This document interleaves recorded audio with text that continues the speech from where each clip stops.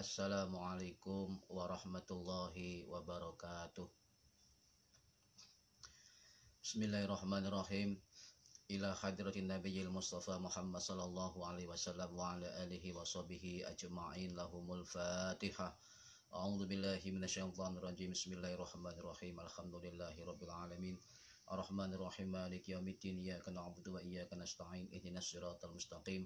Siratal ladzina an'amta 'alaihim ghairil maghdubi 'alaihim waladdallin. Rabbighfirli wa liwalidayya. Amin. Hadiyatan li sayyidina Jibril wa Mikail wa Israfil wa Izrail wal malaikatil muqarrabin wal hafadhah wal karubiyin wa ila hadratin nabiyullah Khidir alaihi salam lahumul fatihah. A'udzu billahi minasyaitonir rajim. Bismillahirrahmanirrahim. Alhamdulillahi rabbil alamin. Ar-Rahmanir-Rahim. Maliki yaumiddin. Iyyaka na'budu wa iyyaka nasta'in. Ihdinas siratal mustaqim. Siratal ladzina an'amta 'alaihim ghairil maghdubi 'alaihim waladdallin. Rabbighfirli wa liwalidayya. Amin. Khususan ila sultanil awliya Syekh Abdul Qadir Al-Jilani radhiyallahu an wa ila masyayikhina wa li muallimina wa ila man ajazana, khususan ila musannif kitab Bidatul Hidayah Al-Hujjatul Islam Al-Imam Al-Ghazali wa usulihim wa furu'ihim wa aswajihim wa duriyatihim wa ahli silsilatihim wa muridihim wa muhibbihim wa jam'iyatihim radhiyallahu anhum. Syaulillahi lana wa lahumul fatihah. A'udzu billahi minasyaitonir rajim. Bismillahirrahmanirrahim. Alhamdulillahi rabbil alamin. Ar-Rahmanir-Rahim. Maliki yaumiddin. Iyyaka na'budu wa iyyaka nasta'in. Ihdinas siratal mustaqim. Siratal ladzina an'amta 'alaihim ghairil maghdubi 'alaihim waladdallin. Rabbighfirli wa liwalidayya. Amin. Thumma ila abaina wa ummahatina wa jaddatina wa ila ruhi man fataha hadil qaryah wa man aqamaha wa li jami'il muslimin muslimat wal mu'minat al ahya'i minhum wal anwat ghafarahumullah lahumul fatihah. A'udzu billahi minasyaitonir rajim. Bismillahirrahmanirrahim. Alhamdulillahi rabbil alamin. Ar-Rahmanir-Rahim. Maliki yaumiddin. Iyyaka na'budu wa iyyaka nasta'in. Ihdinas siratal mustaqim. Siratal ladzina an'amta 'alaihim ghairil maghdubi 'alaihim waladdallin. Rabbighfirli wa liwalidayya. Amin. Astaghfirullah Rabbal baraya. Astaghfirullah minal khataya. Rabbi zidni ilman nafi'a wa wafiqni amalan salihan. Tambah suwe awak tambah tua, tambah suwe umur tambah sudah, tambah dunya lali sing kuwasa, tambah dosa mlebu neraka. Astaghfirullah Rabbal baraya. Astaghfirullah minal khataya. Rabbi zidni ilman nafi'a wa wafiqni amalan salihan. Ojo ngaji semaya tua, durung karuan umurmu dawa. Ojo ngaji semaya suke, durung suke nyawa wis mule. Astaghfirullah Rabbal baraya. Astaghfirullah minal khataya. Rabbi zidni ilman nafi'a wa wafiqni amalan salihan. Ya Allah Gusti kula nyuwun pinaringan sang istiqomah. Ya Allah Gusti kula nyuwun menawi pecah husnul khatimah. Amin ya Allah, amin ya Allah, amin ya Allah, amin ya Allah. Al-Fatihah. Bismillahirrahmanirrahim. Iyyaka na'budu wa iyyaka nasta'in ihdinas siratal mustaqim siratal ladzina an'amta 'alaihim ghairil maghdubi 'alaihim waladdallin. Rabbi firli wa li walidayya amin. Bismillahirrahmanirrahim. Alhamdulillahirabbil alamin. Wassalatu wassalamu ala asrafil anbiya wal mursalin wa ala alihi wa sahbihi ajma'in. Wala haula wala quwwata illa billahil aliyil azim. Amma ba'du. Ingkang kula hormati, yang saya hormati para hadirin rahimakumullah, para pemirsa, para penonton, dan semua yang bergabung di dalam pengajian ini. Mudah-mudahan yang melihat, yang menonton, mendengarkan, dan yang bergabung dalam acara ini diberi manfaat, barokah, maslahah, wassalamah, wa ni'mata wa sa'ada fid dini wa dunya wal akhirah. Amin ya rabbal alamin. Hadirin rahimakumullah. Alhamdulillah, ini adalah pertemuan yang ke-7. Mudah-mudahan bermanfaat untuk kita semuanya, dan mudah-mudahan ibadah-ibadah kita pada pada hari-hari yang kemarin, dan juga mudah-mudahan ibadah kita pada 1 bulan Ramadan penuh semuanya diterima oleh Allah Subhanahu wa taala, dan semoga kita semua tetap mendapatkan rahmat, maghfirah, hidayah, taufik Allah Subhanahu wa taala. Amin ya rabbal alamin. Hadirin rahimakumullah, sekarang adalah tentang adab mandi. Tetap di dalam kajian kitab Bidayatul Hidayah. Yang pertemuan kemarin adalah tentang adab berwudu. Sekarang adalah adab bermandi. A'udzubillahi minasyaitonirrajim. Bismillahirrahmanirrahim. Adabul ghusli utawi iki iku bab nerangaken tata kramane adus. Faida asobatka moko tatkalane ngenai sira apa janabatun janabat min ihtilamin bayane saking ngimpi awikoin utawa jima. Fahmilil ina'a mongko nggawa sira al ina'a ing wadah ilal muhtasili maring panggonan adus. Waksil mongko basuh sira yadaika ing tangan loro sira awalan ing dalem kawitane salasan kaping 3. Wa anzilan ngilangno sira ma'ala badanika ing barang kang ana ing atase badan sira min qatrin saking reget utawa kotoran. Wa tawaddo lan wudu sira kama sabaka kaya barang kang wis dhisik apa wudu haka wudu sira li sholati krana salat ma'a jami'i sarta sakabehane ad-da'awati pira-pira dungane. Wa akhir lan ngakhiraken sira gosla kodamaika gosla rijlaika ing basuh sikil loro sira kaila yudhi'a adrapun ora sia-sia apa alma'u banyu.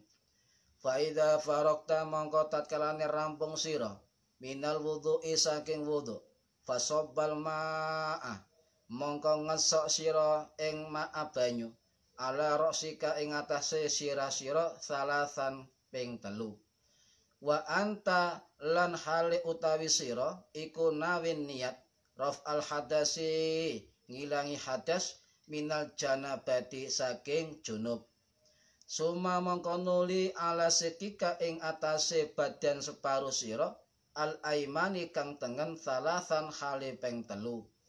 Suma mongko nuli alal aisari ing atase kang kiwa iku salasan ping 3. Wadluk maka ngesok sira ma aqbala barang kang ngadep min badani ka saking badan sira wa ma adbara lan barang kang ana mburi badan sira salasan ping telu wa halil lan nyela-nyelai sira sya'ra ra'sika ing rambut sira-sira walihyatika lan jenggot sira wa usilil ma'a lan nekakno sira al ma'a ing banyu ila ma'ati fil badani maring lipet-lipetane badan wa manabitil sya'ri lan goncukulir rambut ma khofa barang kang arang apa rambut ma khofa barang kang arang minhu saking rambut wa ma kasufa lan barang kang ketel apa rambut wahdar maka wedya sira maka ngati-ngati ya sira anta musa ing yen to jempok sira zakaraka ing zakar sira ba'dal wudu'i sakwise wudu fa in asabathu maka nalikane ngenai sira hu ing zakar apa yadu katangan sira fa aidi maka balenono apa al wudu'a wudu. Para hadirin ingkang minulya, alhamdulillah mudah-mudahan kita semua tetap sehat walafiat di dini wa dunya wal akhirah. Nah, sakniki adalah tentang adabul ghusli, ya, bab ngaji tentang adab mandi. Adabul ghusli utawi iki iku adab tata kramane adus. Faida asobatka janabatun min ihtilamin aw wiqa'in. Para hadirin ingkang minulya, jadi mandi junub ya. Jadi ada faida asobatka mongko tatkala ngenai sira apa janabatun janabat. Jadi ketika kita dilanda menimpa janabat atau istilah lainnya dikatakan mandi junub atau istilah lainnya dikatakan mandi wajib atau istilah lain mandi besar atau istilah mandi junub, mandi janabat semua sama. Itu hanya istilah-istilah di dalam para ulama.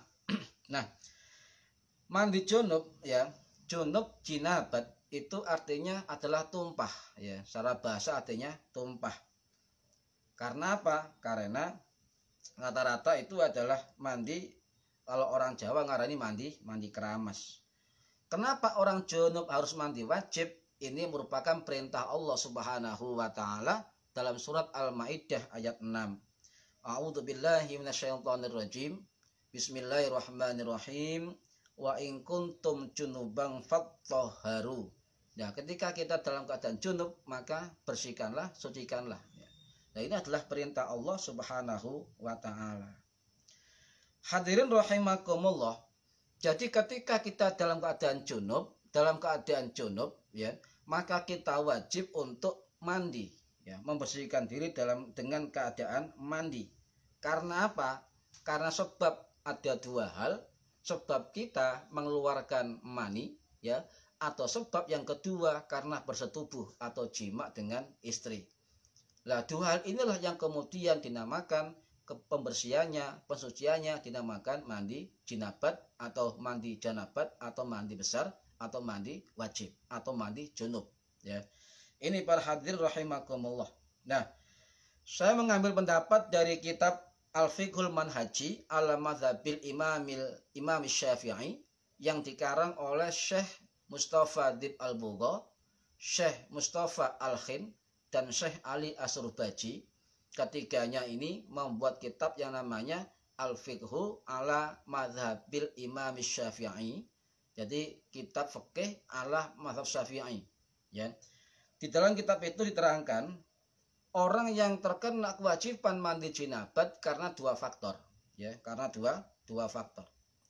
Yang pertama adalah karena keluarnya mani atau sperma. Ya, keluarnya mani baik dari seorang laki-laki maupun dari perempuan. Ya, ini adalah wajib mandi. Nah, keluarnya mani ini dengan jalan apapun, dengan cara bentuk apapun, misalnya ya, mimpi basah, namanya ihtilam, mimpi basah, keluar mani.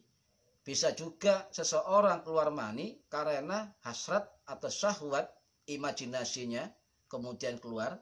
Yang ketiga karena menghayal sesuatu ya, kemudian merangsang syahwatnya sehingga keluar sesuatu. ya, dari alat kelaminnya. Nah, ini para hadirin rahimakumullah, dalam riwayat yang disampaikan oleh Ummu Salamah radhiyallahu anha, salah satu istri Kanjeng Nabi Muhammad sallallahu alaihi wasallam, nama beliau yang asli adalah Hindun bin Abi Umayyah al-Mahzumiyah. Beliau kemudian dikenal dengan nama Ummu Salamah radhiyallahu anha yang meninggal pada tahun 680 Masehi. Nah, Ummul Mukminin Ummu Salamah ini bercerita bahwa suatu hari ada sahabat perempuan yang bernama Ummu Sulaim binti Malhan. Ya, Ummu Sulaim binti Malhan. Ummu Sulaim ini meninggal pada masa Khalifah Utsman bin Affan. Nah, Ummu Sulaim binti Malhan ini mendatangi Rasulullah. Kemudian bertanya, "Ya Rasulullah, wahai Rasulullah, innallaha la yastahyi minal haqq." Sungguh Allah tidak malu terhadap suatu kebenaran. Hal alal mar'ati min guslin, apakah seorang perempuan wajib mandi? Idza hiyah tamalat, ketika ia ihtilam, ketika ia mimpi basah. Faqala Rasulullah SAW, maka Nabi menjawab, "Naam." Betul.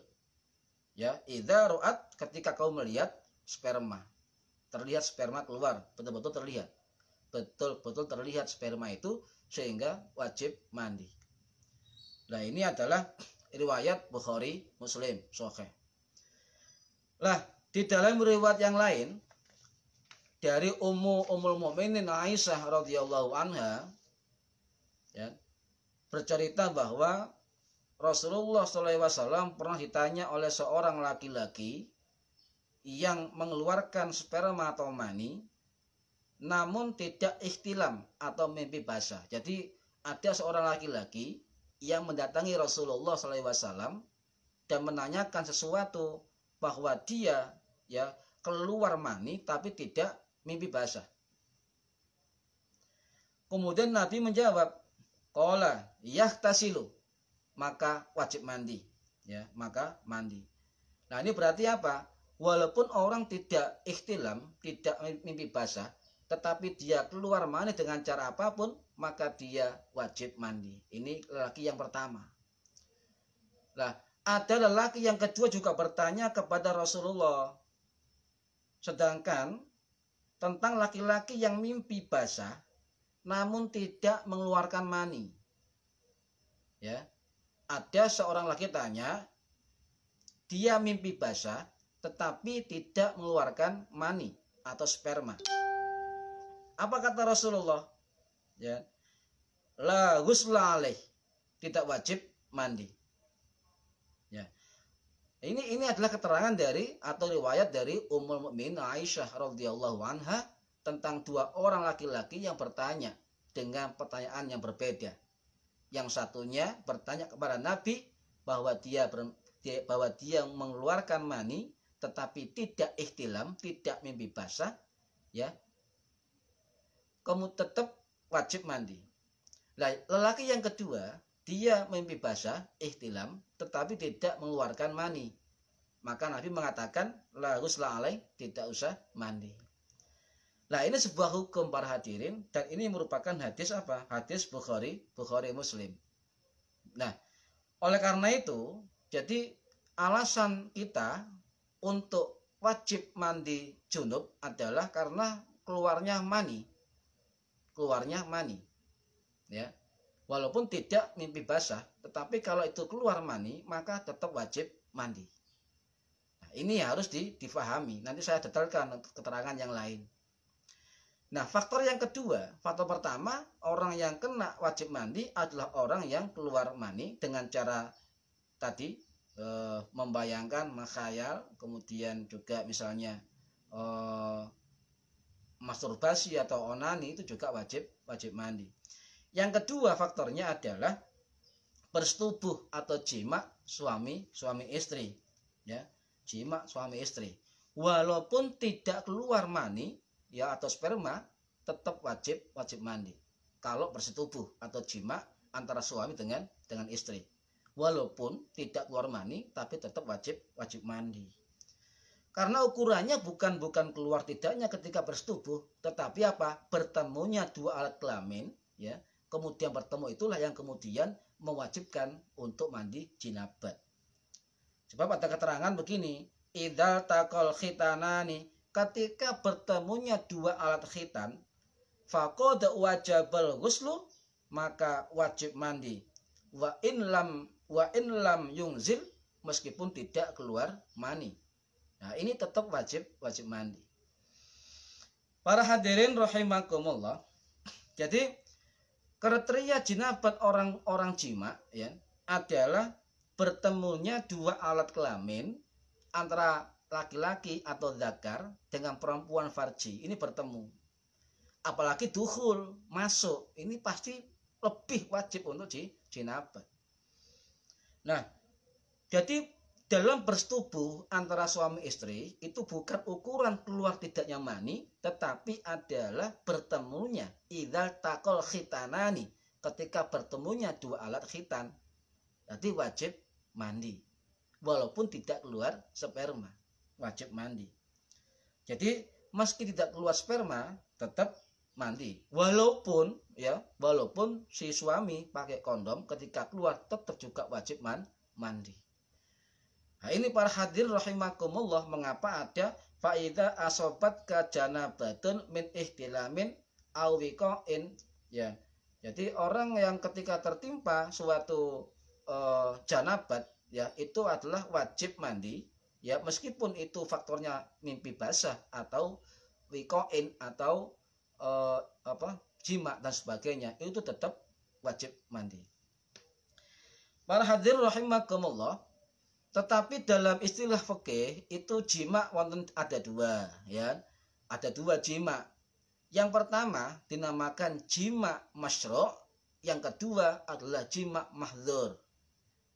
Jima masyru' ini adalah jima yang sesuai syariat. Artinya adalah jamak yang halal dan boleh dilakukan oleh satu pasangan yang sah, suami istri yang terikat dalam suatu pernikahan. Dan itu ketika melakukan hubungan dinamakan jima masro yang disyariatkan. Sedangkan yang kedua adalah jima mahdzur, jima yang dilarang, jima yang haram. Artinya apa? Jima yang dilakukan oleh bukan pasangan sah, yang tidak terlibat perkawinan yang sah, maka itu dinamakan jima mahdzur atau jima terlarang, jima haram. Nah, itu dinamakan zina, ya. Naudzubillah.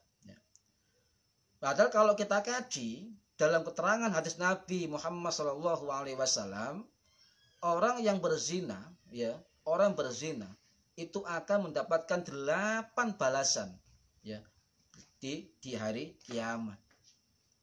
Apa salah satunya? Adalah salah satu balasan orang yang melakukan jima mahdzur atau zina adalah ketika nanti dia fi yaumil qiyamah, di hari kiamat, dia tidak akan pernah bertemu dengan Allah dan tidak akan pernah diajak bicara oleh Allah Subhanahu wa taala.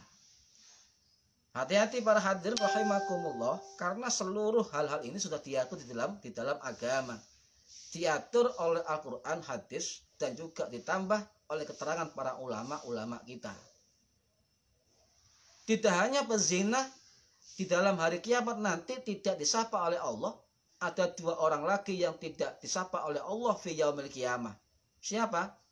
Selain orang pezina, juga seorang raja yang berdusta, ya, raja yang pendusta, atau juga pejabat-pejabat yang selalu berdusta, atau juga orang-orang yang mendapatkan kepercayaan kemudian selalu isinya berdusta, membohongi. Apalagi seorang pemimpin yang membohongi rakyatnya, ya, ada sesuatu yang disembunyikan, ya, kemudian tidak transparan dan sebagainya. Hati-hati, karena ini merupakan salah satu bentuk dari efek kita nanti fi yaumil qiyamah. Lah, orang yang tidak disapa oleh Allah berarti 3 tadi, ya. Satu adalah pezina, ya, orang yang berzina baik laki-laki maupun perempuan. Yang kedua adalah raja atau pejabat yang isinya dusta, menipu rakyat. Yang ketiga adalah orang miskin yang sombong. Ini akan tidak mendapat sapaan Allah fi yaumil qiyamah. Ini hadis sahih para hadirin. Ini hadis riwayat Imam Muslim, ya. Beliau wafat pada tahun 875 Masehi.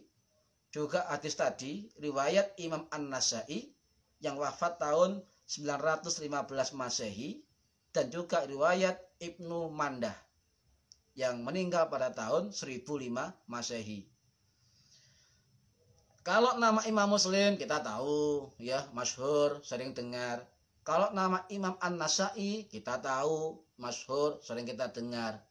Tetapi tadi ada hadis yang sebutkan, salah satunya hadis riwayat Ibnu Mandah. Jarang kita dengar. Siapakah Ibnu Mandah itu para hadirin? Ternyata Ibnu Mandah ini adalah ulama besar pada pada tahun 1000-an Masehi. Dia ulama Sunni bermadzhab Hambali. Ya. Luar biasanya beliau Ibnu Mandah, Imam Ibnu Mandah ini selama 40 tahun beliau mengadakan Rihlatul Ilm. Petang puluh tahun Ibnu Mandah ini mengadakan perjalanan mencari ilmu, mengumpulkan hadis selama 40 tahun. Bayangkan ini. Yang mondok saja 3 tahun sambat. Yang mondok 6 tahun sambat. Yang sekolah SD 6 tahun, SMP 3 tahun, SMA 3 tahun, kuliah 4 tahun sambat. Ibnu Mandah, ya, dulu ndak ada HP, dulu ndak ada kendaraan, ya, dulu hanya jalan kaki.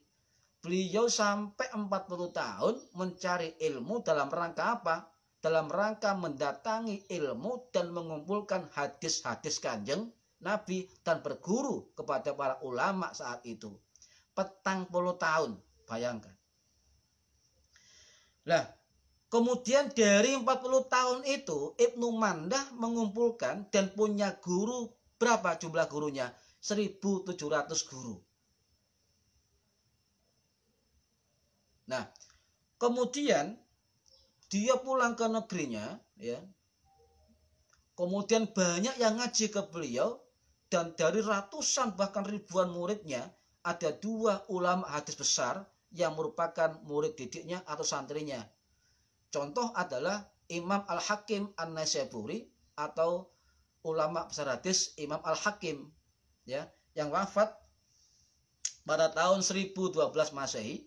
Yang kedua adalah seorang ahli hadis Ibnu Mardawai yang wafat pada tahun 1019 Masehi. Ya, ini sekilas tentang Imam Ibnu Mandah. Jadi hadis tadi, ya, tentang 3 orang yang tidak disapa oleh Allah fi yaumil qiyamah itu adalah riwayat Imam Muslim, riwayat Imam An-Nasai, dan riwayat Ibnu Mandah. Nah, cerita beliau telah saya sampaikan. Beliau adalah ulama yang luar biasa. Para hadir rahimakumullah, bahkan ada tidak hanya itu, ya, para orang yang melakukan zina mahdzur atau zina dengan yang bukan pasangannya, maka fi yaumil qiyamah dia akan mendapatkan 8 balasan dari Allah Subhanahu wa taala. Para hadirin rahimakumullah, saya kembali lagi bahwa suami istri ketika mengadakan jima atau bersetubuh satu sama lain, maka ukurannya bukan keluarnya mani, ya, tetapi ukurannya adalah bertemunya 2 alat kelamin, ya. Yang nomor 2 apalagi duhul sampai masuk. Ini bukan porno, ini fikih, ya. Jadi ketemu tok itu loh. Ketemu saja 2 alat kelamin itu sudah menjadi wajib mandi. Apalagi duhul, masuk. Apa duhul itu? Ya, duhul itu adalah tenggelamnya khasafa atau kepala penis, ya, kepada vagina atau farji, ya, meski belum inzal, meski belum ejakulasi atau tidak mengeluarkan mani, baik dipaksa atau sukarela, baik sadar atau tidak, ya. Kemudian juga baik laki-laki maupun perempuan. Nah, ini wajib mandi. walaupun dukhul itu tidak mengeluarkan mani. Makanya para hadirin rahimakumullah, hati-hati ya kan, hati-hati dengan situasi saat Ramadan ini ya. Dan keterangan ini, keterangan walaupun itu bertemu saja sudah wajib mandi, apalagi dukhul masuk tapi tidak mengeluarkan mani, itu tetap wajib mandi jinabat atau mandi besar. Ini keterangan dari Syekh Wahbah Az-Zuhaili dalam kitab Al-Fiqhul ya Islami wa Adillatuhu, dan juga keterangan dari Syekh Muhammad Jawad Al-Mughniyah dalam kitab Al-Fiqhu ala Madhabil Khamsah. Ini jelas keterangannya di situ. Jadi paham ya? Jadi walaupun kalau orang tidak tahu tentang fikih, wah ketemu ini terus gak wajib mandi, salah. Ya, bertemu itu sudah punya kewajiban untuk melaksanakan mandi besar. Hadirin rahimakumullah, apalagi sekarang saat bulan Ramadan ya, hati-hati ya, hati-hati. Karena ada dua keadaan yang harus kita pahami. Yang pertama adalah kondisi malam dan kondisi siang. Kalau suami istri bersetubuh atau jima itu bisa dan boleh dilakukan ketika pada kondisi malam. Artinya batasannya setelah masuk maghrib, setelah maghrib sampai waktu imsak itu boleh ya. Dan yang tidak boleh adalah yang haram dan berdosa besar adalah ketika suami istri pada siang Ramadan itu melakukan persetubuhan, walaupun istri sendiri, walaupun suami sendiri, ini nggak boleh. Kenapa nggak boleh? Karena perbuatan ini adalah haram ya, haram. Yang kedua, ijma ulama mengatakan bahwa suami istri yang melakukan persetubuhan di siang Ramadan maka rusak puasanya. Dan yang kedua, berdosa besar. Bahkan faktor pembatal terbesar ya itu adalah ketika suami istri tidak kuat menahan syahwatnya ketika di siang hari. Dan banyak orang-orang muslim yang meremehkan ini, para hadirin, hati-hati. Banyak yang meremehkan ini, ya kan? Sehingga mereka meremehkan dan dilakukan berkali-kali dan dianggap biasa. Ini yang merusak, dianggap biasa. Kalau sebagai orang tua melakukan itu dan dianggap biasa, bagaimana dengan generasi selanjutnya? Tidak memberikan edukasi tentang wawasan keagamaan, bagaimana orang ketika melakukan puasa pada siang hari. Nah, para hadirin rahimakumullah, kalau ada suami istri yang melanggar bahwa siang hari melakukan persetubuhan atau jima, maka dia kena 3 hal. Apa? 1, dia akan rusak puasanya, batal puasanya, dan wajib mengqadha pada bulan yang lain selain bulan Ramadan. Yang kedua, ya, terkena denda atau namanya kafarat. Terkena kafarat, ya, kafarat denda. Kafarat ini adalah penebus kesalahan atau dinamakan sanksi atau denda karena melanggar suatu aturan. Ya, ada yang mengatakan kafarat, ada yang mengatakan kifarah, ada yang mengatakan kifarat dan sebagainya. Banyak istilah. Cuma yang masyhur adalah kafarat, yaitu denda atau penebus kesalahan atau juga sanksi yang diberlakukan karena seseorang melanggar suatu aturan. Para hadirin rahimakumullah. Nah, pertanyaannya adalah bagaimana jika suami istri itu di siang hari melakukan persetubuhan? Ya, kalau mengqadha puasa, maka semua orang akan paham, akan mengganti puasanya di luar bulan Ramadan. Yang kedua adalah apa hukumannya? Ada 3 yang harus dilakukan. Tapi kalau nggak sanggup maka tahapan di bawahnya. 1, kafaratnya adalah memerdekakan seorang budak. Ya. Tapi saat ini tidak ada budak, maka kita ke yang kedua, yaitu puasa berturut-turut selama 2 bulan. itu untuk 1 hari pelanggaran. Keras sekali fikih ini kalau masalah puasa. Saya ulangi para hadirin, jika ada suami istri yang dia siang hari pada 1 hari, dia melanggar pada siang hari Ramadan, melakukan suatu persetubuhan, walaupun suami istri sendiri, maka dia telah melanggar aturan, ya, bahkan dia harus melakukan puasa 2 bulan berturut-turut. Jikalau dia 2 bulan turut-turut puasa dan pada hari keberapa dia batal, maka ulangi kembali sampai genap 2 bulan berturut-turut. Ini 1 hari. Dan orang melanggar berhari-hari. Nah, ini berat sekali kafaratnya. Wah, saya nggak sanggup ketika 2 bulan berturut-turut puasa. Oke. Ada yang ketiga, kalau nggak sanggup apa? Memberi makan kepada 60 orang miskin.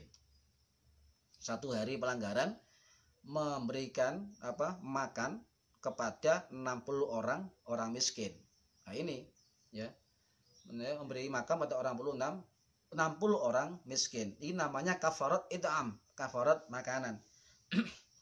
Berapa ukurannya ketika orang melakukan kafarat it'am, kafarat makanan, ya? Maka 1 mud, ya.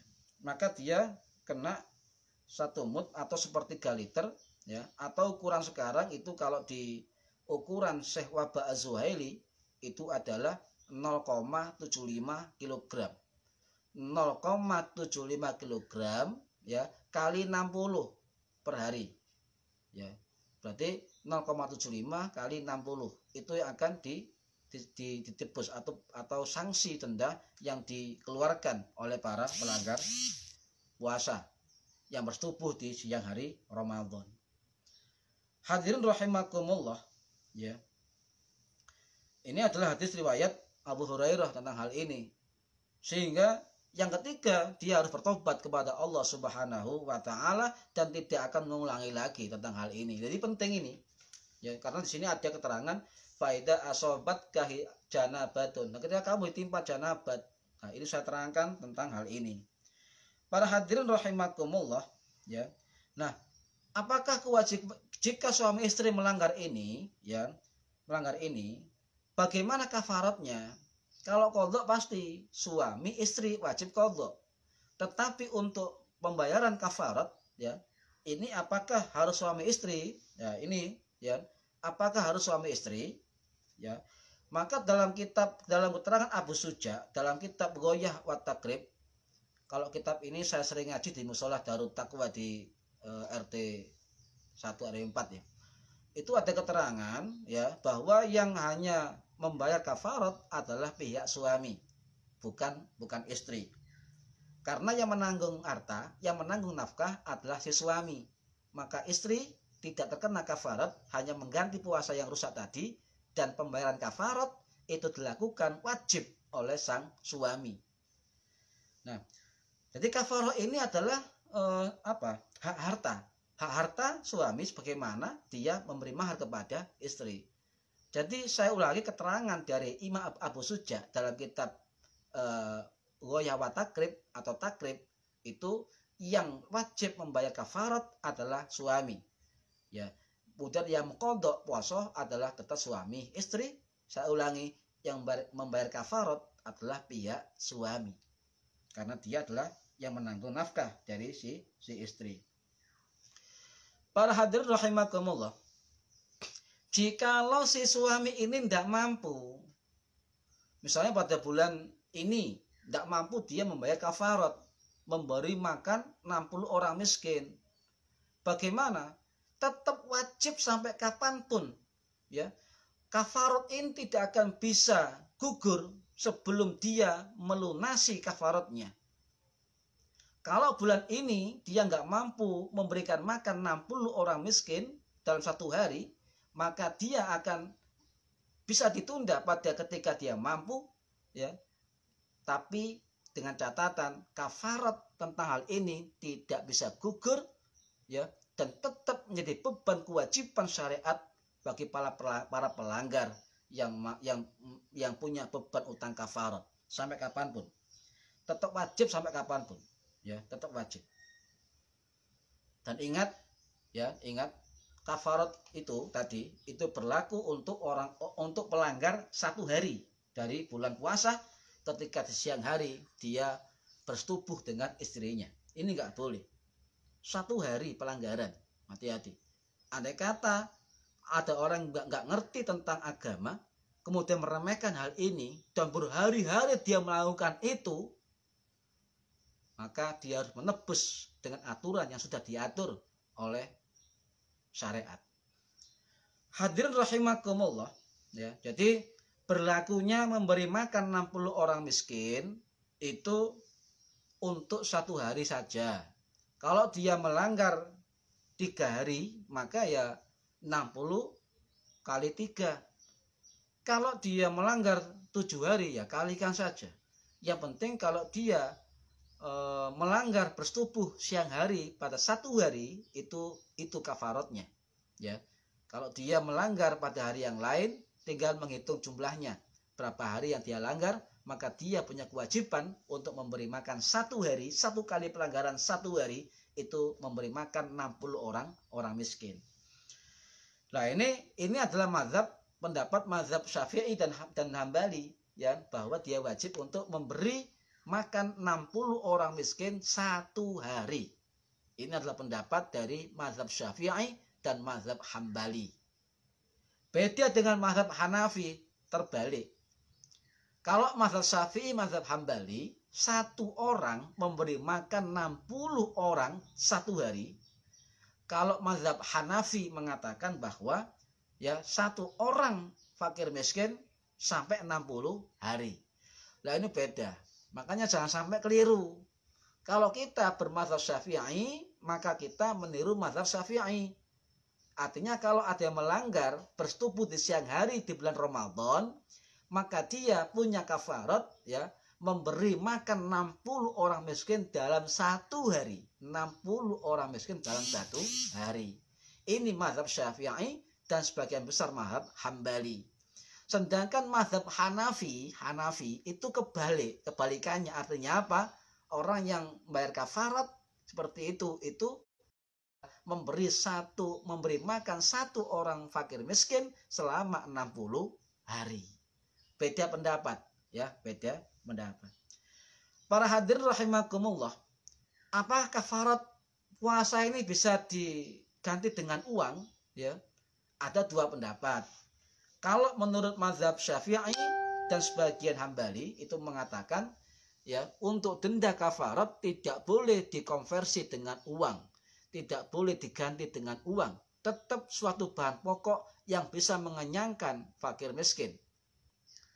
Sedangkan menurut mazhab Hanafi itu boleh dikonversikan dalam bentuk nominal uang, ya. Tetapi saat ini para hadirin, ya, lembaga-lembaga zakat itu membolehkan orang yang kafarat, orang yang fidyah itu mengganti dengan nominal uang sesuai dengan takarannya. Wallahu a'lam. Kita pilih yang mana para hadirin. Nah, para ulama mengatakan begini, jumhur ulama, ya, kalau kita memilih 3 dari tahapan kafarat, pertama adalah memerdekakan budak, yang kedua adalah puasa 2 bulan berturut-turut, yang ketiga adalah memberikan makan 60 orang miskin dalam 1 hari dan dengan takaran 0,75 kg. Ya. Nah, ini bukan kemudian milih salah satu, tidak. Jadi kita misalnya ada yang melanggar, maka sampean mampu nggak memerdekakan budak. Sekarang budak nggak ada, ya nggak dianggap. Ya. Yang kedua, sampean bisa enggak atau mampu tidak untuk puasa 2 bulan berturut-turut? Wah, enggak mampu. Berarti yang ketiga apa? Adalah kafarat memberikan makan kepada 60 orang miskin dalam 1 hari pelanggaran. Wes, kasih dinyang mana ini? Kasih dinyang, karena dodolan ya apa? Ini fikih, ini syariat. Ya. Para hadirin rahimakumullah. Ya. Jadi jumhur ulama tadi saya kembali mengatakan orang yang melanggar puasa bersetubuh di siang hari, maka dia terkena qadha atau dia harus wajib mengganti puasanya di lain waktu. Yang kedua, dia harus membayar atau melunasi kafarat, denda yang sudah diatur di dalam syariat. Para hadirin rahimakumullah. Nah, kalau orang sudah membayar kafarat, maka pertanyaannya adalah bagaimana cara membaginya, kan begitu. Bagaimana cara membaginya? Maka cara membaginya ada dua. Ya. Kalau menurut jumhur ulama, menurut ulama Malikiyah, menurut ulama Syafi'iyah, dan menurut sebagian ulama Hanabilah itu mengatakan bahwa memberikan langsung kepada fakir miskin, ya, kepada 60 fakir miskin, memberikan langsung kepada 60 fakir miskin. Nah, kalau nggak sanggup panjenengan mengatakan itu, maka bisa diserahkan kepada lembaga zakat untuk ditasarufkan atau disalurkan kepada 60 fakir miskin. Itu adalah merupakan pendapat dari jumhur. Yang lebih baik adalah kita pelanggar tadi kafarat, ya, itu memberikan sendiri kepada 60 orang miskin dalam bentuk makanan. Kalau kita mengikuti mazhab Hanafi, itu mengundang 60 orang miskin ke rumahnya, kemudian dibagikan makanan. Itu beda metode antara mazhab Malikiyah, mazhab Syafi'iyah, mazhab Hanabilah dengan mazhab Hanafi. Ini beda. Ya. Jadi itu saya ulangi, kalau caranya kalau mazhab Syafi'i, mazhab Hambali, mazhab Maliki itu memberikan langsung, yang lebih baik nge-IDW memberikan langsung kepada 60 orang miskin dalam satu hari, ya, memberikan. Jadi proaktif. Kalau mazhab Hanafi itu mengundang 60 orang miskin, ya, untuk diberi makanan. Karena kita adalah dari mazhab Syafi'i, maka kita juga harus menerapkan, ya, tentang konsep-konsep yang diajarkan oleh mazhab Syafi'i. Hadirin rahimakumullah, ya, pembayaran kafarat bebas, tidak hanya di bulan Ramadan, boleh di bulan Ramadan dengan ketentuan memang tidak mampu. Nah, kalau di bulan Ramadan terserah, yang penting apa? Ukurannya adalah mampu dan segera dilakukan. Jadi itu segera dilakukan. Jangan sampai ada pikiran atau niat ditunda-tunda ketika ada orang yang mau membayar kafarat atau menebus kafarat tadi. Tidak boleh. Para hadir rahimakumullah. Faida asobatka mongko tatkalane ngenai sira apa janabah min ihtilamin bayane saking ngimpi au wiqain utawa jima.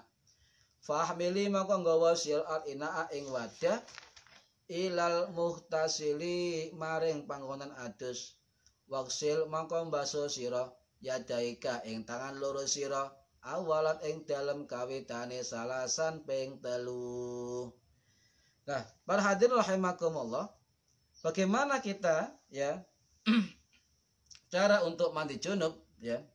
Mandi junub itu kalau dalam bulan Ramadan, kan sekarang terkait Ramadan, ya, mandi junub yang dilakukan oleh suami istri di malam Ramadan itu boleh, ya, boleh. Lah, ketika mandi junub, mandi besar, ya, atau istilah kita keramas, ya, mandi keramas itu, bagaimana jika dilakukan setelah imsak, ya, boleh, ya, bahkan boleh diakhirkan, ya, hingga waktu subuh, boleh, asal tidak boleh melebihi waktu subuh karena harus dia sholat subuh. Nah, ketika ada suami istri yang malam hari melakukannya dan kemudian tertidur dan kemudian bangun jam 4:04, artinya imsak kurang 10 menit misalnya atau kurang 5 menit misalnya, maka pertanyaannya apakah sahur dulu atau mandi dulu? Maka pertanyaannya adalah, jawabannya adalah sahur dulu dengan segera. Setelah itu kemudian mandi, ya, karena bisa diakhirkan pada waktu subuh ketika mandi junub atau mandi besar. Nah, kalau mandi setelah imsak, ya, imsak kemudian mandi, nggak apa-apa, sah puasanya. Jadi misalnya ada yang ketiduran, mari main, ya, terus ketiduran, tangi jam 6 isu, waduh ini, ya, Nah, ini adalah langsung dia mandi besar, ya, kemudian qadha subuh dan puasanya tetap sah karena memang ada faktor yang tidak sengaja ketiduran. Ini boleh. Nah, para hadirin rahimakumullah. Nah, dalam hal ini ya, saya ingat ada dalam kitab Ibanatul Ahkam Syarah Bulughul Maram yang dikarang oleh Syekh Hasan Sulaiman An-Nuri dan Sayyid Alwi Abbas Al-Maliki, ya. Kedua beliau dalam kitab ini mengatakan, apakah orang yang junub ketika mandi saat subuh boleh, ya, boleh, ya, boleh menunda janabat atau mandi junub lebih utama segera sebelum adanya imsak atau sebelum subuh. Nah, ini lebih afdol menurut beliau-beliau. Tapi tidak boleh menunda sampai subuh berakhir atau waktu subuh habis. Nah, ini nggak boleh, ya, nggak boleh. Kecuali tadi ketiduran, ya, hingga pagi hari lupa mandi junub, ya, maka sah segera mandi junub, kemudian segera lanjutkan puasanya, sah. Para hadir rahimakumullah. Nah, mandi atau menuangkan air ke seluruh tubuh dengan cara-cara tertentu untuk menghilangkan hadas besar, ya, itu namanya mandi besar atau mandi junub. Ada fardu mandi yang harus kita ketahui para hadirin. Di dalam kitab Safinatun Najah karya Sayyid Salim bin Sumed Al-Hadrami, ulama yang wafat tahun 1854 Masehi, beliau dalam kitab Safinatun Najah beliau menerangkan bahwa furudul ghusli isnani, bahwasanya fardunya mandi ada dua. Pertama adalah an-niyatu, niat. Yang kedua adalah wa ta'mimul badani bil ma'i, meratakan air ke semua tubuh. Ini dua fardu di dalam kitab Safinatun Najah karya Syekh Salim bin Sumer Al-Hadrami Al-Yamani. Ditambah di dalam kitab Takrib oleh Abu Suja dengan apa? Wa izalatun najasati ingkanat ala badanihi, menghilangkan najis kalau ada yang ada di badan. Ya, tapi intinya tetap dua. Kenapa? Karena wa ta'mimul badani bil ma'i, artinya meratakan badan dengan air itu sama dengan juga apa? Membasuh dan meratakan, ya, meratakan dan membasuh. Nah, dari keterangan ini ada keterangan lebih detail, ya, di dalam kitab Kasifatus Sajah karya Syekh Nawawi Al-Bantani, ya, syarah Safinatun Najah, beliau menjelaskan fardu mandi adalah niat, ya, niat. Dilakukan pertama kali pada siraman yang pertama dari anggota badan. Itu pertama kali, ya, niatnya mandi. Nah, jika tidak dibarengi niat, sampai misalnya mandi besar, mandi junub, ya, ketika siraman pertama tidak niat, maka harus diulangi. Tidak sah. Karena ibadah itu batasannya adalah sah tidaknya adalah ketika ada niat atau tidak. Ya. Ini harus diulangi. Ya. Bagaimana niatnya? Ya, umumnya begini. Ya. Nawaitul ghusla li raf'il hadasid akbari fardhon lillahi ta'ala. Boleh. Lho kasuk cara Arab terus pundi? Boleh cara Jawa. Niat ingsun mandi gede, ngilangi hadas gede, fardu krana Allah Subhanahu wa taala, boleh. Jangan karena kemudian kita tidak bisa bahasa Arab, jangan kemudian dengan alasan kita tidak bisa bicara niat dengan bahasa Arab kemudian enggak mandi junub, yo tambah karu-karuan, ya, tambah dosa yo akeh. Ya, ini, ya, maka Islam itu mudah, jangan dipersulit. Lek ana wong gak iso cara Arab niate ya cara Jawa. Gak iso cara Jawa cara Madura. Gak iso Madura cara Inggris, ya. Wong insyaallah Gusti Allah paham. Wong sing gawe basa ya Gusti Allah, ya. Ini para hadirin rahimakumullah. Nah, dalam mandi junub kita harus tahu apa itu sunnah-sunnah di dalam mandi. Karena terus terang saja jarang orang memperhatikan ini ketika dia mandi junub. Pokoknya disiram, ya sabunan sampoan, wis mari. Padahal banyak keutamaan di dalam kegiatan ketika seseorang mandi junub. Tadi ada 2 fardu. Lah, ada kurang lebih di dalam kitab ya, dalam kitab takrib dijelaskan ada 5 sunnah di dalam mandi junub. Ya. Wa sunanuhu khamsatu asya'a. Jadi ada 5 kesunahan di dalam mandi junub. Yang pertama adalah atasmiyatu, tasmiyah maca bismillahirrahmanirrahim, itu sunnah sebelum mandi. Yang kedua wal wudu'u, wudu. Jadi mari maca bismillah, ngusap-ngusap tangan ya, kemudian wudu ya. Yang ketiga wa imrarul yadi alal jasadi, dan menjalankan muter-muter tangan ke seluruh tubuh. Lah, menjalankan tangan ini yang kemudian oleh orang kita ditambah dengan sabun. Ya, tambah dengan sabun. Padahal sampo dan sabun itu bukan merupakan fardu mandi. Jadi kalau ada orang yang tidak pakai sampo, tidak pakai sabun, kemudian dia mandi junub, asal memenuhi syarat fardu tadi, niat, dan seluruh air itu tersalurkan atau semua kulit itu kena air, maka itu sah, walaupun tidak pakai sabun, tidak pakai sampo. Tapi kadung kebiasaan wong Jawa, wong Indonesia, lek gak ada sabun, gak ada sampo, iku gak lega.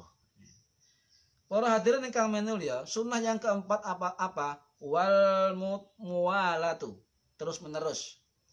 Gak oleh kemudian mari sabunan ditinggal mangan, ya gak oleh. Jadi mandi harus terus menerus.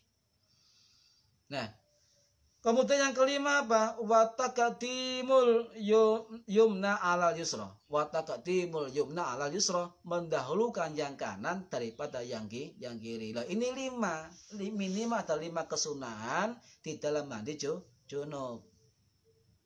Nah, di dalam kitab lain ya, itu diterangkan juga ada kesunahan mandi junub yang lain. Apa saja? Membasuh salasan 3 kali. Basuhan itu juga sunnah. Kemudian menyela-nyela rambut dan jenggot juga sunnah. Nyela-nyela rambut dan jenggot juga sunnah. Kemudian apa lagi? Bersiwak juga sunnah. Dan juga apa? Memulai dari kepala juga sunnah. Nah ini nanti saya terangkan satu persatu bagaimana adab mandi menurut Imam Al-Ghazali. Para hadirin rahimakumullah, bismillahirrahmanirrahim. Wa ansil yadaka, mongko mbasuh sira yadaika ing tangan loro, awalan ing dalam kawitane salasan ping 3. Jadi ketika kita sudah pertama adalah tadi mengucap basmalah atau tasmiyah, kemudian ya basuh kedua tangan kita 3 kali, basuh sebelum mandi, sebelum wudu ya. Sebelum mandi junub, maka bismillah dalam hati, kemudian kita mencuci telapak tangan kita, bisa pakai sabun 3 kali. Ya. Pakai sabun lebih utama karena tangan kita penuh virus corona. Nah, ya. Jadi 3 kali basuhan. Kemudian wa anzil ma'ala badanika, dan ngilangno sira ma'ala badanika ing barang kang ana ing atase badan sira min qadrin saking reget. Jadi setelah kita menyabuni telapak tangan 3 kali, kemudian kita membersihkan kotoran-kotoran di dalam yang nempel di tubuh kita. Apa saja? Yang depan diberseni, yang belakang diberseni. Ini ya sekiranya mengandung kotor badan kita, bersihkan semua. Kuku yang hitam-hitam coba dibersihkan dulu, ya. Itu sunnah dalam mandi junub. Lah setelah itu apa? Kalau dalam kitab lain itu setelah itu disunahkan bersiwak atau gosok gigi. Ya, bersiwak. Yang satu adalah baca bismillah, yang kedua membersihkan telapak tangan 3 kali dengan sabun lebih afdol. Yang ketiga adalah membersihkan reget-reget kotoran yang ada di sini sama di sini, semua pokoknya dibersihkan. Yang sekiranya kotoran nempel dalam tubuh kita, ya itu dibersihkan. Kemudian siwaan atau gosok gigi. Nah, setelah itu apa? Setelah itu baru kita wudu, ya. Wa tawaddo lan wudu sira kama sabaka kaya dene wis kang dhisik, ya. Kaya dene barang kang dhisik wudu aka wudu sira li sholati karena sira ma'a jami'i ta'awati karena salat ma'a jami'i ta'awati serta kesekabehane pira-pira dungane. Jadi kita melakukan wudu, ya, melakukan wudu, ya. Setelah semua dilakukan, ya, rukun wudu, sunai wudu, semua kayak wudu biasanya seperti kita mau sholat. Dan niat wudu juga sama, ketika basuh rai juga diniati wudu. Nah ini sama dengan ketika kita wudu kayak biasanya. Itu adalah sunnah di dalam wajib mandi wajib. Kemudian apa para hadirin? Wa akhir lan ngakhirakan sira ghusla qadamaika kaila yudi alma. Jadi tetap, ya, dibersihkan sampai kaki, ya, kaki dibersihkan. Kemudian faida faraghta mongko tatkala rampung sira minal wudu saking wudu fasubbal ma'a mongko ngesok sira almaa ing banyu alar roksika salasan. Setelah wudu, nggih, setelah wudu maka pertama kali kita ambil air disiramkan ke kepala. Ya, ke kepala. Nah, 3 kali. 1, 2, 3. Nah, ketika siraman pertama di kepala, itulah yang kemudian dibarengi dengan niat nawaitul ghusla tadi. Lirafil hadasil akbari fardhon lillahi ta'ala. Persiraman yang pertama di kepala. Jadi, apa? Fasubbal ma'a mongko ngeso sira alma ing banyu minal wudu al banyu ala roksika ing atase sira-sira salasan ping 3. Jadi pertama kali setelah wudu kita mandi junub adalah menyiramkan air di kepala. Nah, 3 kali. Pada siraman yang pertama kita niat tadi nawaitul ghusla li raf'il hadasil akbari fardhon lillahi ta'ala. Kemudian apa setelah siram kepala, ya? Setelah menyiram kepala 3 kali wa anta halu tawisira iku nawin niat raf al hadasi minal janabah. Jadi ketika siraman pertama kita niat untuk menghilangkan apa? Menghilangkan hadas, raf al hadasi minal janabat saking junub. Setelah kepala apa yang dilakukan? Summa ala sikika, summa mongko nuli ala sikika ing atase separuh badan sira al aimani kang tengen salasan ping 3. Berarti mari wudu, ya, kemudian kita nyiram kepala 3 kali. Siraman pertama kepala niat. Setelah kepala selesai 3 kali siram, maka samping kanan 3 kali, bahu kanan bior 3 kali.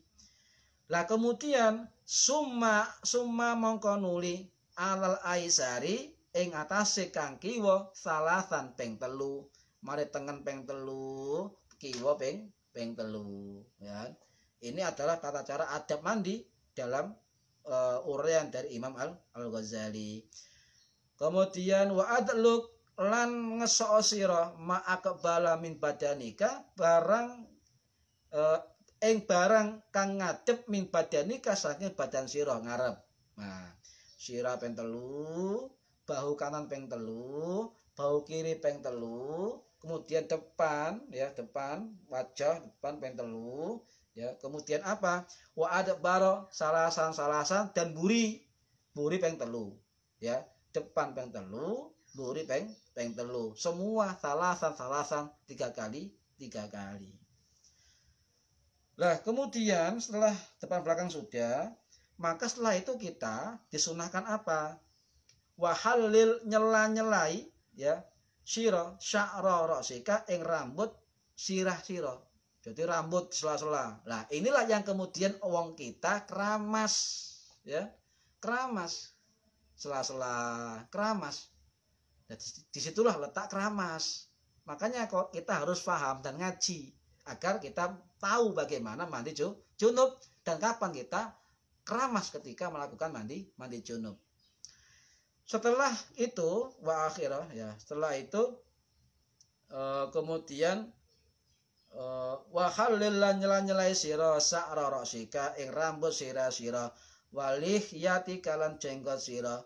Nah, kemudian apa? Wa ausili lan nekakno sira alma ing banyu ila ma'ati fil badani ing limpet-limpetane awak badan. Ya sing nggon lipetan apa ae iku dibersihin. Nah, di sini letak ketika kita pakai sabun. Ya. Jadi aturannya adalah mandi junub itu keramas dhisik sampo ya, kemudian dilanjutkan dengan nyabuni awak. Ya, nyabuni awak. Apa? Nyabuni. Ya. Lah, kemudian apa lagi? Wa ma bitis sya'ri lan gone cukule rambut. Ya, cukule rambut. Cukule rambut apa? Ma khofa barang kang arang minhu saking rambut, wa ma kasufa lan barang kang ketel saking rambut. Jadi ini terus jenggot diresiki, keramas, kelek-kelek barang ini ya. Tak boleh jemok kemaluan, tak boleh karena kita sudah wudu ya. Sudah wudu. Makanya bersihkan dulu ketika dalam keadaan sebelum wudu tadi. Para hadirin rahimakumullah. Wa hadir ya, wa ahdir wa mau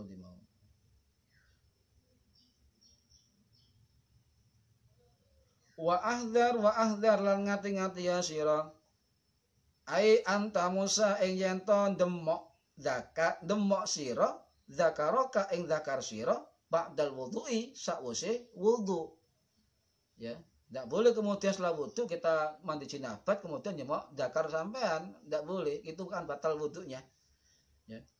Fa'in asobatu mongko lamun kena sira ing zakar apa yadu katangan sira fa'aidi mongko balenono apa wudu sira.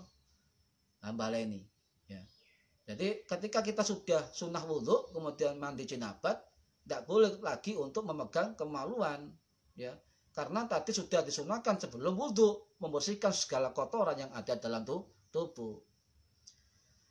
Wa faridatu wal faridatu lan fardune min jumlatin dzalika saking sekabehane mengkono-mengkono kang mazkur kulihi sekabehane dzalik iku anniyatun niyat wa izalatun najasati fardune adus niku napa terus Imam Ghazali wonten 3. Suwiji iku wa izalatun najasati ngilangi najis. Nama loro wa isti'abul badani lan ngeratakno badan bil ghusli kelawan wasuan. Jadi mandi wudu ya ada 3. Siji adalah niat, nomor 2 adalah menghilangkan najis, nomor 3 adalah meratakan badan dengan basuhan atau dengan air. Jadi di sini tidak ada sampo, tidak ada sabun. Nah, kalau misalnya sampai tidak punya sabun, tidak punya sampo, kemudian mau jinabat mandi besar, asal 1 niat, nomor 2 izalatin najasah, bersihin kotor-kotoran tadi yang saya sebutkan. Yang ketiga adalah meratanya air ke seluruh tubuh kita, maka itu sah sudah, walaupun tanpa sabun, tanpa sampo, ya sah.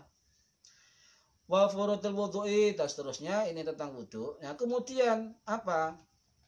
Kata Imam Ghazali, kalau kita mandi junub tidak melakukan sunnah mandi junub eman, kata Imam Ghazali. Kenapa eman? Karena ada keterangan begini, wama adaha lan utawi barang kang selain disebutkan iku sunanun pira-pira sunnah muakkadatun sing muakkadah. Fatluha utawi fadilai sunnah iku kathirun akeh. Wasawabuha lan utawi ganjarane sunnah iku jazilun agung. Wal mutahawinu lan utawi wong sing gegampang biha kelawan sunnah iku khosir rugi. Jadi orang yang memudahkan ya, orang yang apa? Orang yang meremehkan terhadap sunnah-sunnah itu nantinya ya kan akan rugi ya. Akan rugi. Kenapa rugi? Karena dia tidak memperhatikan terhadap sunnah-sunnah di dalam setiap amalan yang dilakukan ya. Jadi akan rugi. Wafat luha dan keutamaan sunnah itu besar sekali. Wasawabuha dan ganjaran sunnah itu sangat agung ya, sangat agung. wal mutahawinu biya khosirun, dan orang-orang meremehkan sunnah itu khosirun, akan rugi. Nah ini rugi. Kenapa rugi? Bal huwa biasli faradihi mukhatirun, karena ya balik nang kegampang mau wong sing mutahawinun itu adalah mukhatirun, akan mengkhawatirkan terhadap ajaran agamanya, ya. Fa innan nawafila mongko sak temene sunah-sunah iku jababiru dadi tambalan nempel lil faraidi maring pira-pira fardu. Para hadirin ingkang minulya, jadi setiap amalan sunnah, apapun amalan yang dilakukan, apalagi yang mengiringi dari ibadah fardu, itu akan menjadi tembel kekurangan terhadap ibadah fardu kita. Ada hadis dari Tirmidzi dan Nasa'i, fa in taqasa min faridati syai' qala rabbu azza wa jalla unzuru hal li abdi min tatawwu'in fayukammal biha man taqasa minal faridah summa yakumu sa'iru alaihi ala dzalik. Apa artinya? Jika terdapat nanti di akhirat itu setiap amal akan dipertanggungjawabkan di hadapan Allah Subhanahu wa taala, dan ketika malaikat melaporkan, Gusti, ini ada amalan fardu yang kurang dari seorang hambamu ini, maka Allah bertanya, ya, jika terdapat kekurangan di dalam sholat wajibnya, maka Allah mengatakan, periksalah, unzuru, periksalah, deloken, apakah hambaku ini memiliki ibadah sunnah yang bisa menyempurnakan ibadah wajibnya, ya, yang kurang tadi. Nah, lalu Allah juga berfirman dalam hadis qudsi, summa yakunu syairu alaihi ala dzalik, lalu setiap amal apapun yang fardu, yang sunnah akan diperlakukan yang sama seperti itu. Jadi eman para hadirin, ketika kita melakukan sunnah kita tinggalkan dalam setiap kita mengiringi fardu, maka itu akan menjadi kerugian yang besar bagi kita. Sebab ketika mandi junub kita kurang, ketika wudhu kita adalah kekurangan, maka amalan nawafil, amalan sunnah itu akan menambah terhadap ibadah kita.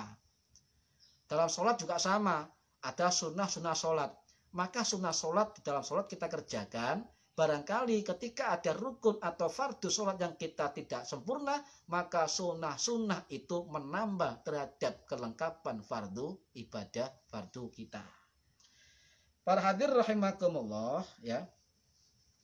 Kemudian ada peringatan dari Imam Hambali yang mengatakan bahwa atimul li'abadi faridatu min tatawwa'i, sempurnakanlah ibadah wajibnya dengan ibadah sunnah.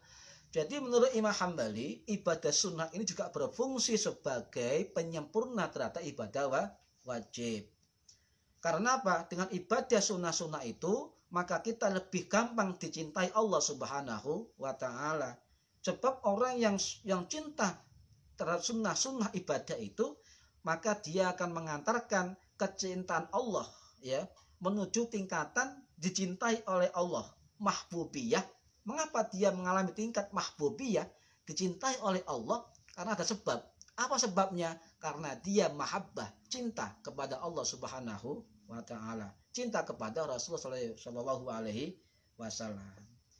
Para hadirin rahimakumullah, terakhir ada ungkapan dari Abu Hurairah, ya. Dan tidaklah hambaku mendekatkan diri kepadaku dengan amalan yang lebih aku cintai daripada amalan yang aku wajibkan atasnya, dan hambaku senantiasa mendekatkan diri kepadaku dengan amalan-amalan sunnah hingga aku mencintainya. Nah, ini adalah hadis dari Imam Bukhari. Para hadirin ingkang minulya, cuma jangan sampai kita mencintai sunnah tetapi kita meremehkan yang wajib. Ini fenomena sekarang, hati-hati. Banyak orang yang terlalu mencintai sunnah tetapi dia meremehkan hal wajib. Ya, hal wajib. Akhlak itu wajib, ya. Ibadah kenceng tapi omongannya kasar. Nah, itu berarti dia meremehkan suatu yang wajib. Nah, para hadirin rahimakumullah, Imam Ibn Athaillah juga memperingatkan kepada kita dalam kitab Al-Hikam, ya. Wa man saghalahun naflu anil fardi fahuwa mahrurun. Barang siapa yang sibuk dengan amal-amal sunnah dari kewajiban fardunya, maka fahuwa mahrurun, maka dia orang yang tertipu. Jadi tetap kita seimbangkan antara ibadah fardu kita dengan amal sunnah kita. Jangan sampai kemudian kita mementingkan hal sunnah, tetapi yang wajib kita tinggalkan. Nah, ini harus kita sadari bersama, bahwa yang penting adalah bagaimana kita memenuhi kewajiban dulu, baru kita tambah dengan sunnah-sunnah yang lain untuk menyempurnakan ibadah fardu kita. Barangkali fi yaumil qiyamah nanti itu ibadah kita kurang di hadapan Allah Subhanahu wa taala, dan ibadah sunnah kita menambal terhadap kekurangan ibadah fardu kita. Para hadirin rahimakumullah, mudah-mudahan bermanfaat fid dini wa dunya wal akhirah, dan semoga kita semua tetap dalam lindungan Allah Subhanahu wa taala, diberi kekuatan lahir batin, sehat lahir batin, dan semoga barokah dan semua hidup dalam kehidupan kita, dan semoga amal ibadah kita diterima oleh Allah Subhanahu wa taala. Al-Fatihah. A'udzubillahi bismillahirrahmanirrahim. Alhamdulillahirabbil alamin. Ar-Rahmanir-Rahim, Maliki yaumiddin, iyyaka na'budu wa iyyaka nasta'in, ihdinas siratal mustaqim, siratal ladzina an'amta 'alaihim ghairil maghdubi 'alaihim waladdallin, rabbi firli wa li walidayya, amin. A'udzu billahi minasyaitonir rajim. Bismillahirrahmanirrahim. Allahumma shalli wa sallim wa barik ala sayyidina Muhammad, walhamdulillahi rabbil alamin. Allahumma 'allimna ilmal Qur'an wa 'allimna ilma la ilaha illallah wa 'allimna min ladunka ilman nasiru bihi kamil mahyatil aman. Allahumma shalli ala sayyidina Muhammadin salatan taj'aluna biha min ulama'ikal mukramil mu'azzamin, wa ta'udzu barakatuhu alaina wa ala aulatina wa ala dzurriyyatina wa ala ahli baitina wa ala jamil muslimin wa ala alihi wa sallim ajma'in, walhamdulillahi rabbil alamin. Wallahu a'lam bissawab. Ihdinas siratal mustaqim. Wassalamualaikum warahmatullahi wabarakatuh.